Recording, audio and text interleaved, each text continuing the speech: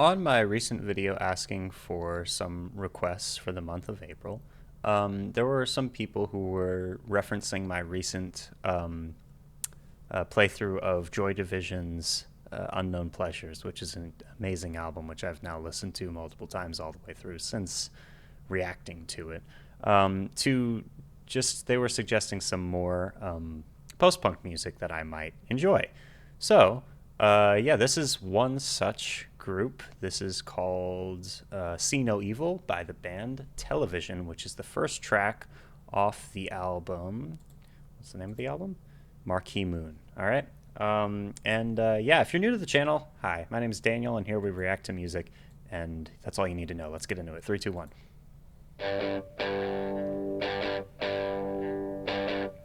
Coming in on one channel. There it is.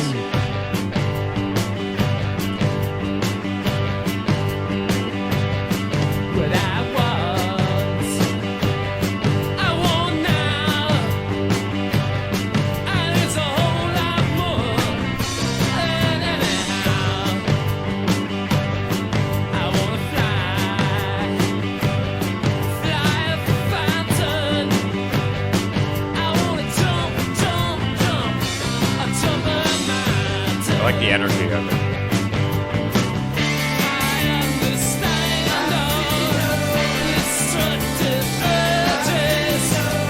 Speak of the devil.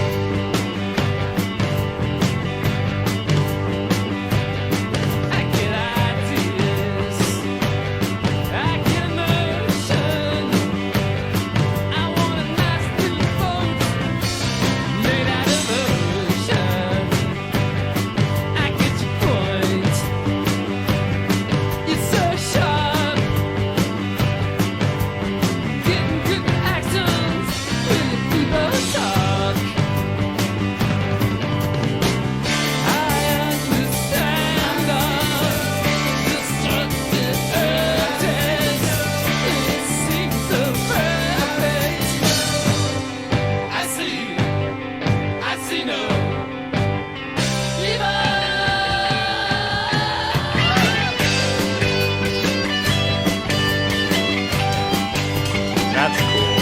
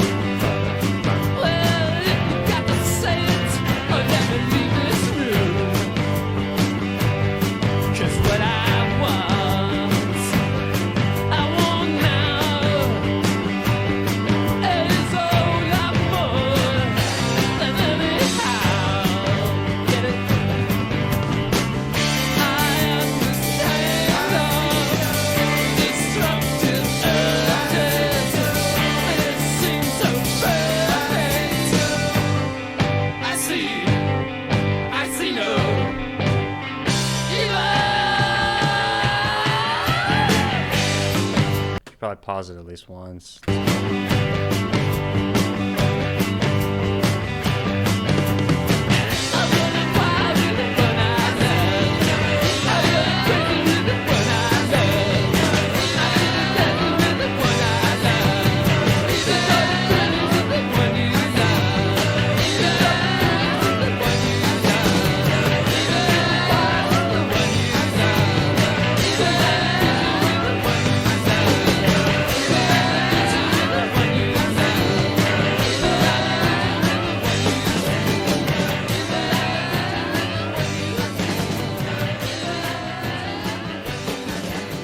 There's the fade out. Yeah. All right. Fun song. Interesting vocals. All right, that was Television, See No Evil from Marquee Moon, 1977. The one thing nobody ever wants to say about this album, and it's the elephant in the living room here, is that this is true classic rock, a real honest to goodness Guitar Hero record that belonged to the radio. Even if television wouldn't have been able to function as a charting band, they still should have been able to be made part of the lexicon of classic rock radio. Huh. I bought this album early on, listened to it a few times, and traded it. At the time, I was just looking for another Sex Pistols, and nothing else mattered to me. A few years later, the song started popping up in my head, and I went out and bought it again. One of the best albums of all time grows on you if you don't get it at first. That's the quality only true genius has. Such a bloody good riff. Yeah, the riff is awesome. Also, oh, one second. Tom's voice absolutely does it for me. The whole work on Marquee Moon is amazing music-wise, but it surprises me again and again to see comments of people hating the singing. I mean, if you want a regular nice voice singer, go back to Pink Floyd. Leave choked turkey Tom to us. I love his singing. I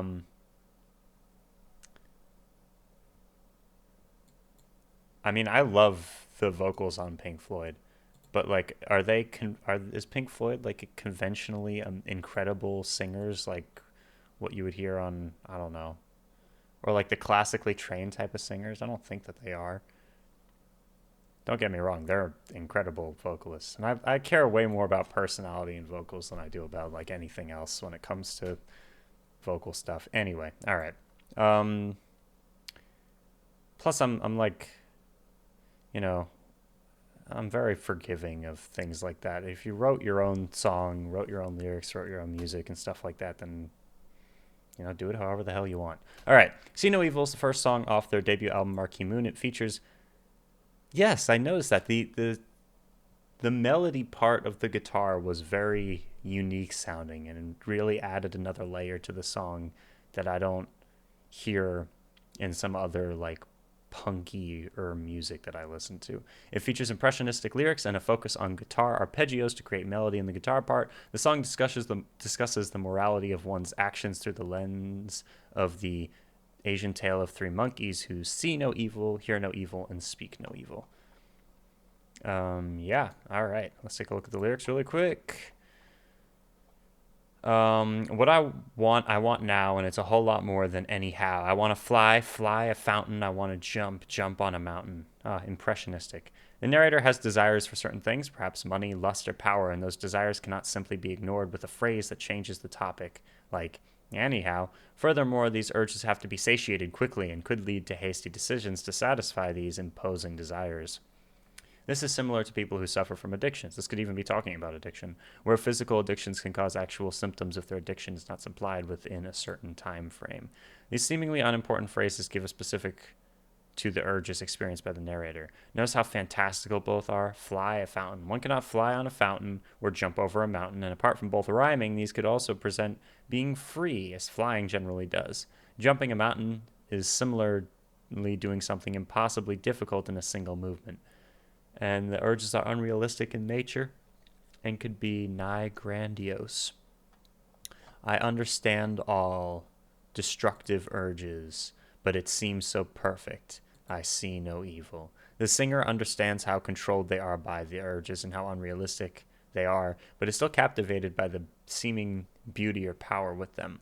The bracketed lines will come in later, but apart from that could represent how even despite the temptations they still abstain or at least avoid them. Interesting. Well, the line obviously mentions the Buddhist, Hindu, Japanese tale of three monkeys who see no evil, speak no evil, and do no evil.